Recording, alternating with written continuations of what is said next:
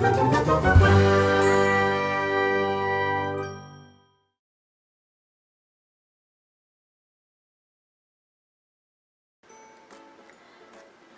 everyone, today I want to talk to you about the Mono Graph mechanical pencil by Tombow. I got this in the May Art Snacks box and I thought it was pretty nifty. It has a lot of things that I'd never seen before in a mechanical pencil. And because it can be tricky to figure out if you don't have any instructions with it, I decided to explain to you how it works. First of all, it's see-through and I think it's kind of nifty because you can actually see how it works. Also, it comes with a twist-up eraser, and it's from the it's the same eraser as the Mono 1 eraser. If any of you is familiar with it, it's supposed to be very popular in Japan and good quality. It's refillable, so once you're done, then just pull it out, pull the little stub out, and put a new one in. To refill your lead, all you have to do is pull the end. And it comes with a spare lead, so there's one in there right now and there's the other one that all you have to do is just put in the little hole there. That's all. And there's a little notch that you need to put the top back on, otherwise it won't click. Now the new thing with this is it's actually called a shaker pencil. And I'm going to show you in a minute why. If you try to figure out how to get the lead out, at first sight you can't tell.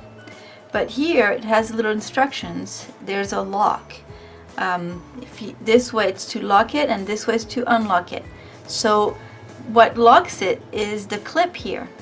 So what you have to do is push it down and then it unlocks the lead. And now you can use it like a regular mechanical pencil and see the lead comes out, but you can also just shake it and you see there's a little metal bit here that moves when I shake it, and that's gonna push on the plastic bit here and it's gonna let the lead come out. So I'll show you. See how it came out? There you go. And it's supposed to basically help you gain time. Like if you write a lot with mechanical pencils, instead of stopping and then pushing, just you stop writing and then you just shake it and it comes out. Now if you take it with you places, it's recommended to put the lead back in and then to lock the clip here. It's can be a little tough, so make sure it locks, and that way the metal bit is locked in place and you can not get the lead out anymore. So this particular one comes in a 0.5, but there are different sizes that you can find. It's nice and smooth and it writes really well. It's probably an HB or maybe an H. It's not very dark.